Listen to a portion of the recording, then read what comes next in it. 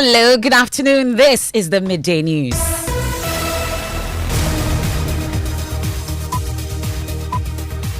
The news is live on Joy 99.7 FM here in Accra and Kumasi. We're on Love 99.5 FM. We're on a number of affiliates across Ghana's 16 regions, including Dreams FM in Boga, Tanga, Bedering FM in Bumkrugu, Ganga FM in Jirapalo, Lonyo FM in Hohoi, Amenuveve FM in Aflao, and ATL FM in Cape Coast. We are live on Twitter Spaces. We're on Facebook and myjoyonline.com.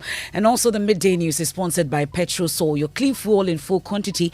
Petrol Sol is always a delightful experience. Also brought to you by Duraplast Ghana Limited, producers of quality PVC pipes and water tank. Where Duraplast goes, water flows. This afternoon, Electricity Company of Ghana retrieves over 3 billion cedis from the recent revenue mobilization drive, but over 700 million cedis still in debt. The number of companies that had collapsed that we cannot find, in terms of some taking the meters away, and in terms of some of them, the physical locations not present, their total bills put together is about 750 million. But if you're one of those companies and individuals using power illegally, the ECG has this caution for you. After the date is given for the next revenue mobilization exercise to take effect, if you haven't done this, all power consumed by you is considered what? Illegal, and is considered as what? Stealing. We'll get to engage the ECG on concerns raised by some consumers, including the non-availability of meters. Also this afternoon. First service in come now. First service in come now.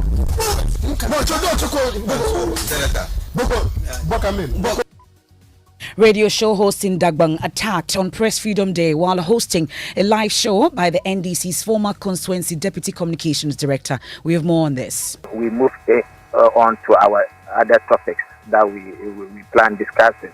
So I was discussing with my panel. All of a sudden, I saw them move into the studio. Immediately they came straight to me to do the attack. Also this afternoon, Minerals Commission CEO accuses the then Interministerial Committee on Illegal Mining, led by Professor Kwabena Frimpong Boateng, of usurping the powers of his agency, the reason they faced resistance from them. They were running beautiful ideas, but then when it comes to implementation, which they were not supposed to do, they were doing it. If he had done his consultations properly, he has said in his report that the minister was hostile because the minister has realized that many of the things that he was doing were outside his remit. We have more as the minority in parliament says they have started processes to a full-scale parliamentary probe into recent allegations contained in the Frimpong Boateng Galamsey report. The NDC minority starting a process to constitute an independent probe into the Frimpong Boateng's report.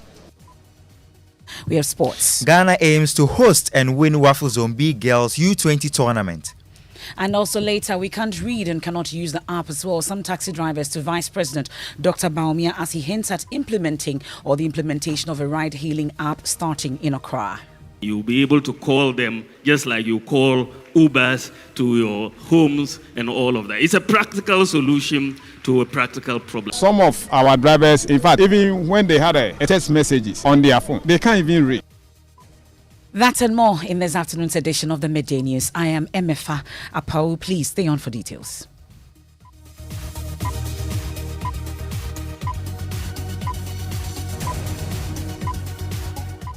This is your home of independent, fearless and credible journalism. To our very first story for this afternoon, and out of a targeted 5.7 billion cedis debt to be collected, the Electricity Company of Ghana this afternoon says they've managed to recover some 3.1 billion cedis in its recent revenue mobilization drive.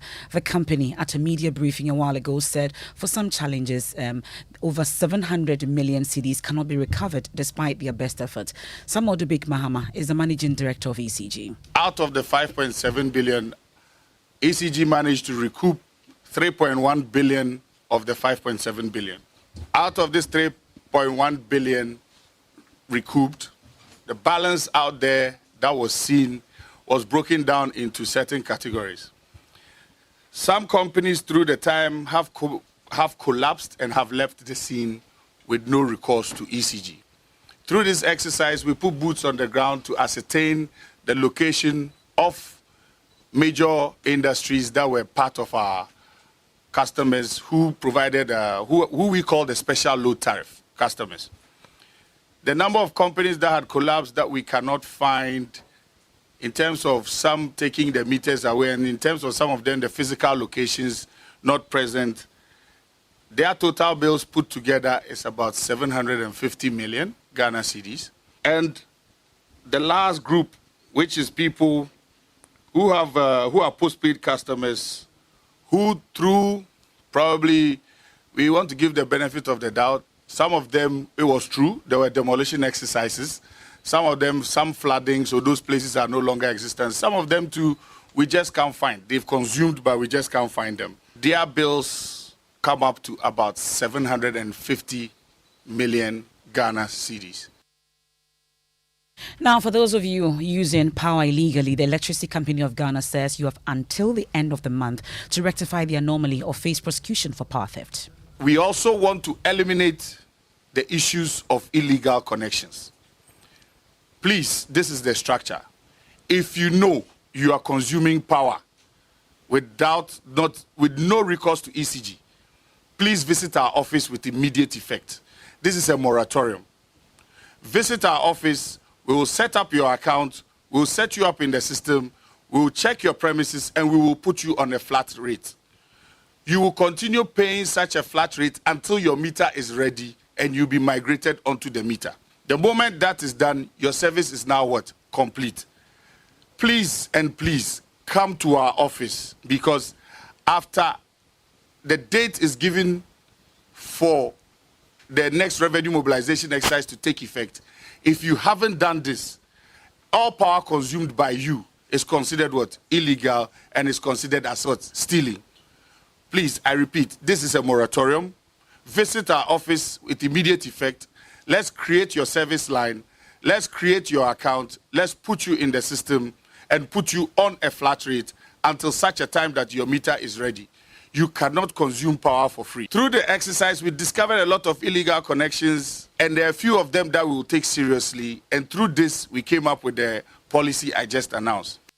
Managing Director of the Electricity Company of Ghana, Samuel Debik Mahama. But during the exercise, we know that over 50,000 households here in the Greater Accra region and the Ashanti regions were caught using fake meters. Some of those identified expressed frustrations with acquiring meters from the Electricity Company of Ghana. So how does the company intend to fix this, plus the many other concerns raised during this exercise? Let me bring in the Head of External Communications, Leila Abubakar, from the ECG, joining us for some details. We're grateful for your time here on the Midday News, Leila. So first off, a quick clarification. Does it mean that the exercise, that's the revenue mobilization exercise, has duly ended? It hasn't ended. It's a continuous process. It's something that we intend to do every month with all staff hands on deck. But we have a revenue mobilization or revenue assurance team as well that has always existed before this particular special exercise. But I think until the end of the year, for the end of every month, all staff will be out there collecting monies on behalf of the company. Our target was 5.7 billion before the exercise started. We are told 3.1 billion has been recovered. How do we intend to balance the sheets now? Yes, like my MD said during the press conference, some of the debt is a little bit difficult for us to recover. We're doing all we can to sort of get as much as we can, especially for the companies that have either gone defunct or collapsed, or those that have relocated without informing ECG. It's a matter of investigation. We would have to go and find out if these companies that have collapsed went through the legal process of filing bankruptcy. In that case, there would be maybe something allocated to the utility, and so we'll be able to retrieve some of the monies from these companies that have collapsed. For the households or people, individuals who have used power, relocated without informing ECG or thrown away the meters, it's going to be really difficult. And I think in discussions, we are looking at maybe with the new services that we are providing and even ongoing. I mean, with the app now, when you are registering your meter, we sort of ask you to include your national ID. So it's going to be the situation where when you move, your debt will move with you so that you don't leave meters behind and then other people would have to take on those debts. Yep. So we're looking at all means, legal means right now in collecting our debt as much as possible. But this is a very difficult kind of debt for us to retrieve, and we admit that. Well, the key concern for some stakeholders is how the ECG is hoping to ensure that the debt levels that we would have, at least you've been able to clear some, will not pile, such that you would ensure prompt payment by consumers. Is there a plan in place for such? Yeah. So I think the general consensus the company has come to is that it's not as if people do not have the money to pay. It is just our effort to be able to remind our customers that they need to pay and sometimes actually visit them physically. There are some well-meaning Ghanaians who at the end of every month or even have credit on their account, they have overpaid so that they do not have to pay every month. We're very appreciative of such customers, but there are also some people who would not blink an eye until they see an ECG official or until they see their actual bill before them. That is why we are continuing with the exercise. We also have our revenue mobilization team on ground. The National Task Force will be dealing with our special low tariff companies. And so now that we know that people have monies to pay, we do not mind coming to your premises for you to make those payments. And so maybe... Now, one very key issue that comes up is also the unavailability of prepaid meters. The assumption is that once everyone is provided with prepaid meters, you should not have a problem with revenue collection. What's the plan actually for us to get these prepaid meters in the system? I think that is an interesting assumption that we'll have to discuss another time, that if you have prepaid meters in the system, we wouldn't have any issues. We've actually discovered that we have issues with some of the prepaid meters. Some people have managed to, find ways of fidgeting with the machine in such a way that they pay what they want to pay, and we wouldn't be able to tell that they are over-consuming. So that's one of the issues with the prepaid meter. So it's not 100% faultless. However, yes, it's true that if we do have more prepaid meters in there, we would have more monies coming in at every point when the customer makes a purchase.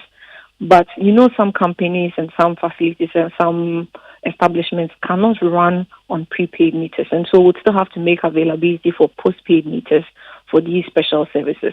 But yes, the new program that we just rolled out, the loss reduction program, is looking at putting prepaid meters in all residential houses.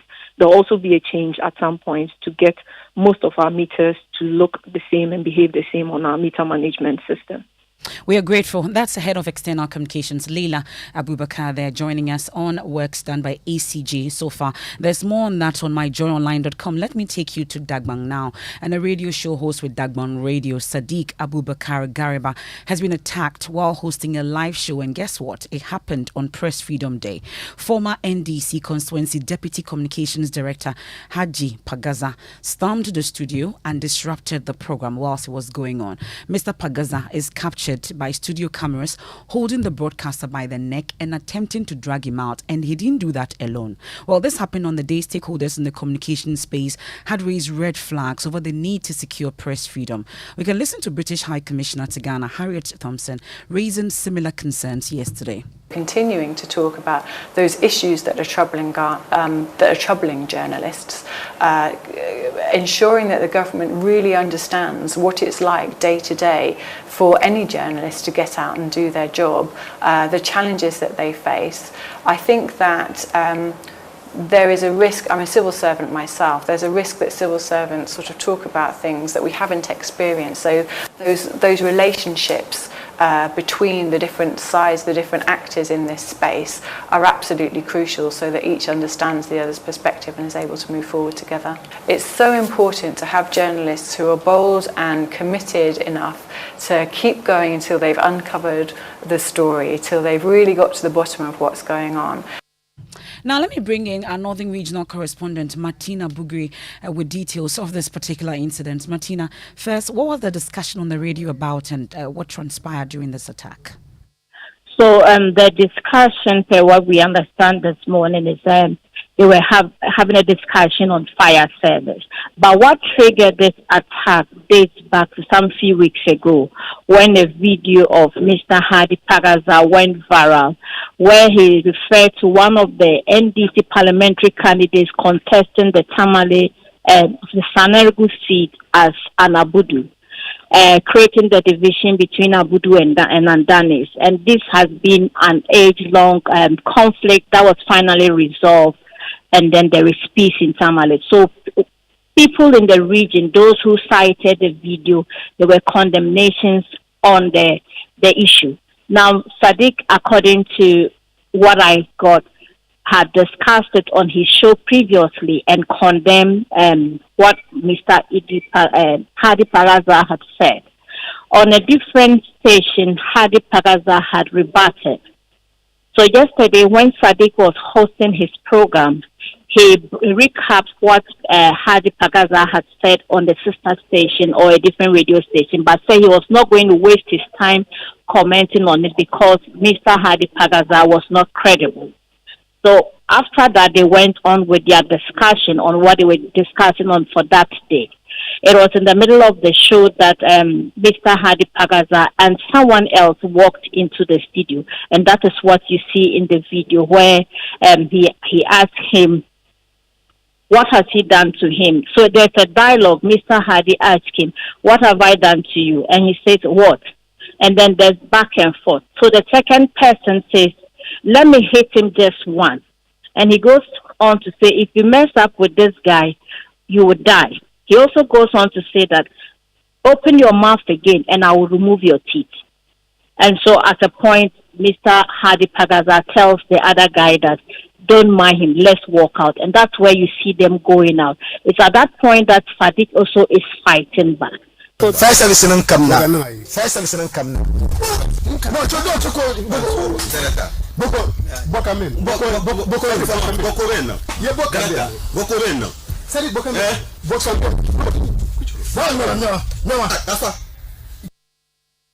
Well, so that's what transpired, that live proceedings, and you've heard my colleague Martina Bugri narrate it succinctly to us. But we can hear from Sadiq Abubakar Gariba himself, the radio show host who was attacked. Before I started the show, I played a tape in which he mentioned me in a sister station. So I said, no, this guy is not worth commenting on. I will not comment on his tape because he seemed not to be credible. So such people, I don't want to discuss them on my show. That was just it, and I dropped the tape, and we moved on to our other topics that we planned discussing. So I was discussing with my panel. All of a sudden, I saw them move into the studio. Immediately they came straight to me to do the attack. How did this happen? Don't you have security at your premises? Yes, there's security. And after the incident, I started finding out from the security why he allowed them in. And according to him, he moved to the washroom. And when he saw themselves, he thought because the guy has always come to the studio for programs. So he thought yesterday was one of those days. Only for him to realize that he has moved in to do something different. Has the matter been reported to the police? Yes, even we are currently at the police station. And what is the police saying? The police said they invited him, so they are waiting for him to come. So that's Sadiq Abubakar Gariba. Briefly, Martina, so do we know if Mr. Pagaza has showed up at the police station? Has he been picked up? What's the latest on this? At the time I was coming on, I was told that he had said he was coming to the police station, and so they are waiting for him as we speak, for him to arrive, for the two of them to be spoken to, and then their statements taken. Thank you very much. That's my colleague Martina Bugri there. This is a story that would dig further and get more details as and when we get it. We'll bring that to you. Now, the Chief Executive Officer of the Minerals Commission, Martin AEC, says the Inter-Ministerial Committee on Illegal Mining, which was led by Professor Frimpong Boateng, attempted to usurp the powers of the Commission. Over the last few weeks, a report authored by the former Environment Minister had accused government and party officials of being complicit in illegal mining and also accused the Minerals Commission of failing to cooperate. But speaking on the Super Morning Show, Mr. Yisi accused the Professor Frimpong Boateng-led committee of usurping the powers of his commission. I've explained to you why the chair of the Minerals Commission was not cooperating. He was not cooperating because he thinks that when you go and sit down and then you agree on something, okay, you write to the minister, and then the minister will now instruct the Minerals Commission and say, we have agreed to do X, Y, Z as part of the attempts or measures to deal with illegal mining. That is not what they were doing. They were running they were doing beautiful ideas, but then when it comes to implementation, which they were not supposed to do, they were doing it. If he had done his consultations properly, he has said in his report that the minister was hostile, the then minister. The minister was not being cooperative because the minister has realized that many of the things that he was doing were outside his remit. If you go and sit down and take a decision and say, we got to introduce community mining to allow persons in the community to do it, it means that he should have now written to the Minister for Lands and Natural Resources, but you don't go and launch a community mining site which is not anchored on any law.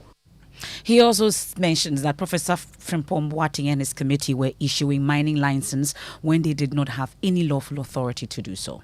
Glad you read the mandate of the interministerial body. Nowhere did the president say issue licenses. He didn't say issue licenses. He said take steps to strengthen the various regulatory bodies. But did they issue licenses? No, wait. When you go and launch community mine, what are you doing? Now, if you are told that take steps, among others, to strengthen the regulatory body, EPA, Water Resources and Co. Minerals Commission and all those things. And some of the things you saw is that they are not properly equipped and co. We're supposed to make sure that we get the cars.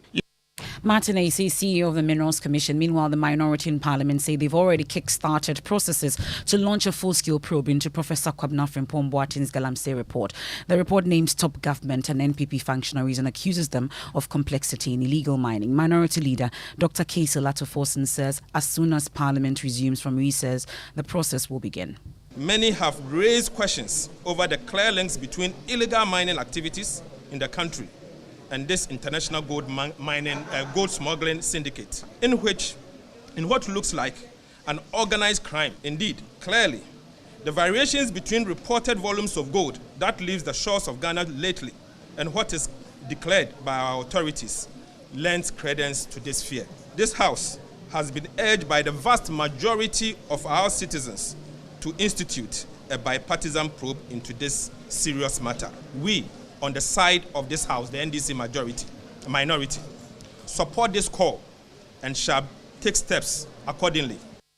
Dr. Kaisel Latoforsen, Minority Leader, taking us on a quick break here on the Midday News. We are live on Joy 99.7 FM here in Accra. In Kumasi, we are on Love 99.5 FM. We're on a number of affiliates across Ghana's 16 regions. We are live on Twitter Spaces. We're on Facebook and myjoyonline.com. The Midday News is sponsored by Petrosol. Your clean fuel in full quantity. Petrosol is always a delightful experience, and also brought to you by Duraplus Ghana Limited, producers of quality PVC pipes and water tank. Where Duraplus goes, water flows. We've been focusing on the Electricity Company of Ghana as it retrieves over 3 billion cedis from the recent revenue mobilization drive, but tells us that 700 million cedis cannot be recovered. When we return, we have sport, and we can't read and cannot use the app. Some taxi drivers to Vice President Dr. Baumia as he hints at implementation of a ride-hailing app starting in Accra.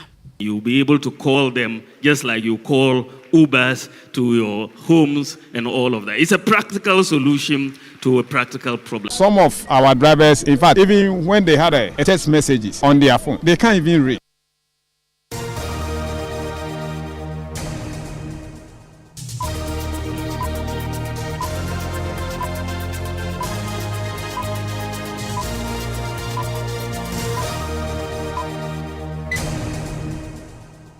Thanks so much for choosing us. Let's do sports, Mark. Yes, Emefa, 17 days left for the start of the Waffle Zone B Girls U20 tournament, which will be staged in Kumasi. The Black Princesses have been in camp for about a month, intensifying training for the upcoming tournament. Now, the U20 side face Benin and Ivory Coast in Group A, and head coach Yusuf Bazigi says they will not disappoint.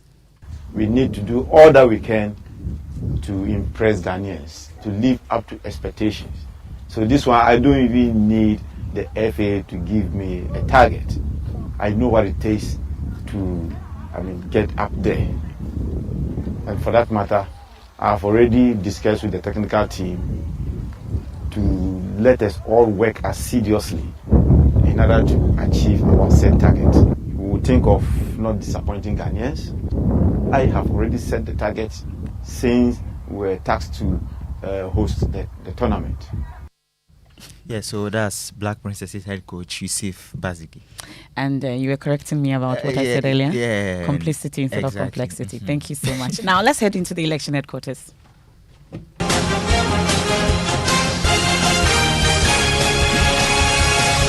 Now, the race for the Aswansi seat has never been more challenging for Mohamed Muttaka Mubarak.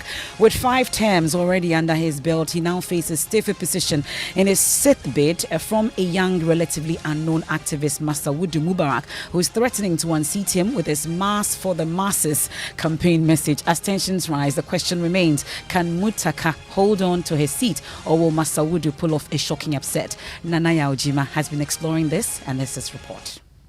The front of the NDC in Aswansi constituency is divided among 2 factions, with constituency chairman Faisal Dauda leading one front and MP Muntaka Mubarak heading the other. Masawood made a name for himself in 2018 when he filed nomination to contest the primary but was disqualified at vetting. If you look at the previous attempt that I made, it was bedeviled with things that were not pleasant. Under a campaign dubbed Mass for the Masses, the branch executive for the NDC is prioritizing human development. Over the 18-year period of the incumbent MP, we haven't had much. So inshallah, when they say change, they mean progress for the people of the constituency. The incumbent MP, Muntaka Mubarak, is in the race to secure a 6th term, and winning the upcoming primary will make the task easier. For you to get people to continue supporting you for 2 decades, it means there's something you are doing right. And for me, I only thank Allah for all what He has done for me. And by this support, I know by the grace of God, Allah is not done with me. Many young people who were once loyal to the MP have switched camps. You just meet Mas for just 2 minutes. You just convince you with his ideas. If he wins, inshallah, he will win. You see the changes. Whoever emerges winner of the Aswansi NDC primary will have to adopt measures to close party ranks and ensure dominance of the party in the constituency is maintained. For Joy News, Nanaya Ojima, Kumasi.